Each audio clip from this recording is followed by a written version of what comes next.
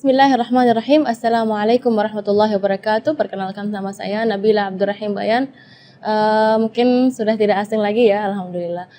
Mudah-mudahan di pertemuan kali ini kita bisa menjelaskan sedikit tentang surat Al-Fatihah, di mana surat Al-Fatihah itu penting sekali, adalah salah satu rukun sholat. Ketika pembacaan surat Al-Fatihah kita kurang tepat dari segi makhraj, dari segi gunnahnya, madnya juga ketinggalan, maka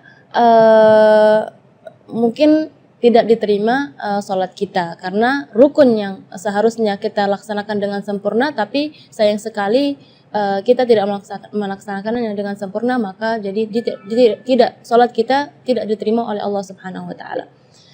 Di pertemuan kali ini Nabila akan sedikit menjelaskan kesalahan-kesalahan yang sering terjadi saat kita membaca surat Al-Fatihah. Gini ya, setiap orang memang beda-beda. Yang bagusnya ada kelebihannya, memang ada kekurangannya, tapi dalam melafalkan huruf-huruf Al-Quran seharusnya kita 100% seperti bagaimana Rasulullah SAW membaca. Kalau kita lihat di surat Al-Fatihah, Kak Nabila akan membaca sedikit ya surat Al-Fatihah, nanti satu persatu ayat kita akan merincikan kesalahan yang sering terjadi ketika melafalkan ayat-ayat atau huruf-huruf di surat Al-Fatihah.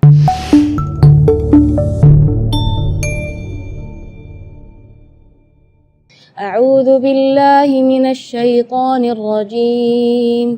Bismillahirrahmanirrahim. Alhamdulillahi rabbil alamin. Ar-Rahmanir Rahim. Maliki yaumiddin. Iyyaka na'budu wa iyyaka nasta'in.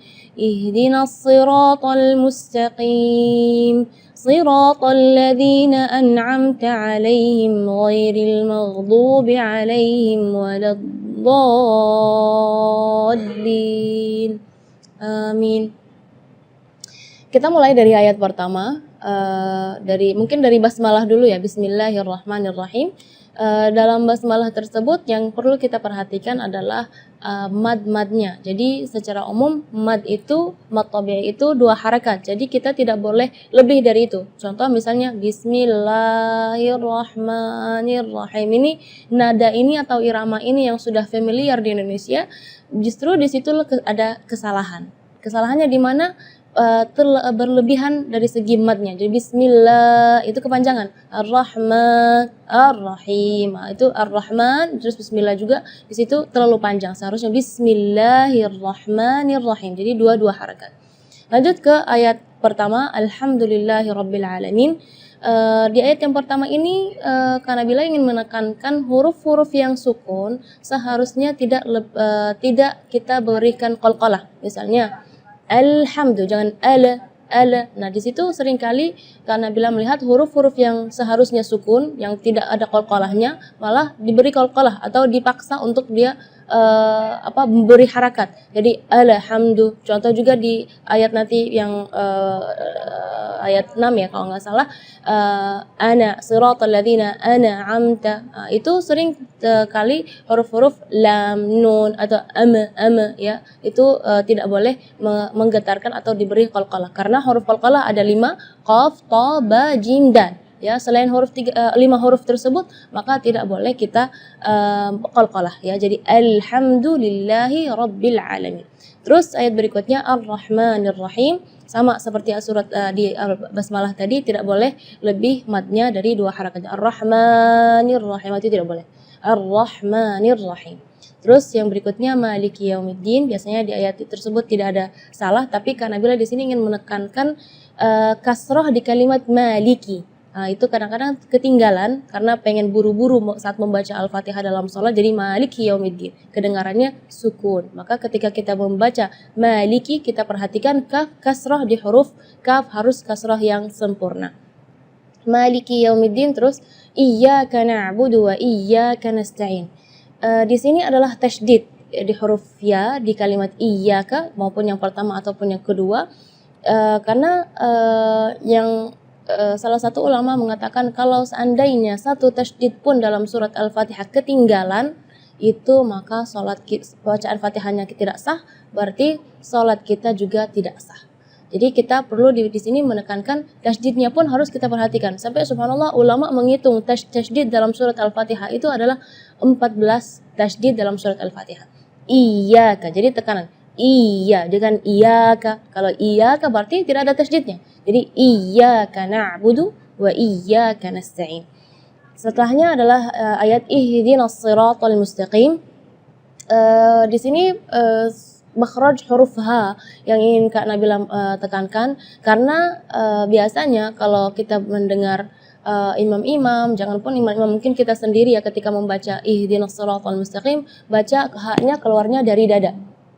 Ya, itu tidak boleh, itu keluarnya dari dada. Sedangkan makhraj huruf H itu adalah dari tenggorokan. Jadi keluarnya tipis karena H itu termasuk huruf di antara 28 huruf hijaiyah yang paling lemah adalah huruf H. Maka kita jangan berlebihan supaya huruf H itu jelas jadi kita gitu, enggak. Jadi ihdinas siratal mustaqim. Ayat berikutnya atau ayat terakhir, siratal ladzina an'amta 'alaihim ghairil maghdubi 'alaihim waladdallin.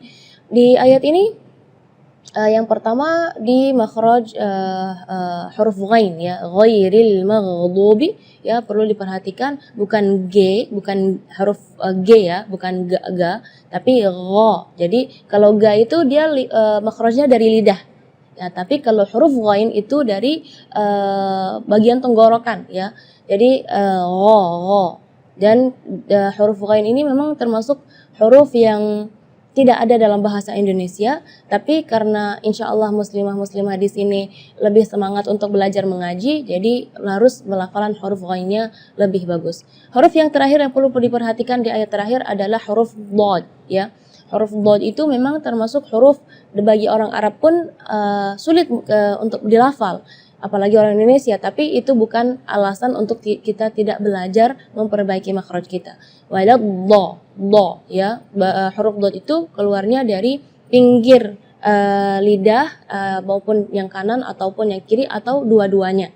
Dan memang ada yang mengatakan bahwa Rasulullah Shallallahu Alaihi Wasallam satu-satunya yang bisa melafalkan huruf dhad dengan baik. Itu bukan berarti kita tidak bisa, maka kita harus berusaha ya untuk melafalan kita, huruf-huruf kita sama seperti Rasulullah Shallallahu Alaihi Wasallam. Di kalimat ini juga waladdallin yang perlu diperhatikan adalah madnya juga. Mad di situ kita harus panjang membacanya 6 harakat, karena di situ hukumnya mad lazim kalimi mutsaqqal. Jadi membacanya waladdallin 6 harakat. Terus setelah waladdallin di situ ada huruf lam yang ada di atasnya ada tasydid. Itu seringkali ketinggalan waladdallin. Nah, itu berarti tidak ada tasydidnya. Waladdallin. Amin. Mudah-mudahan dengan penjelasan yang singkat ini bisa memperbaiki bacaan-bacaan muslimah dan akhwat di sini, dan insya Allah kedepannya bisa lebih bagus lagi untuk bukan hanya untuk diri kita tapi untuk mengajar anak-anak kita supaya baca Fatihahnya lebih baik.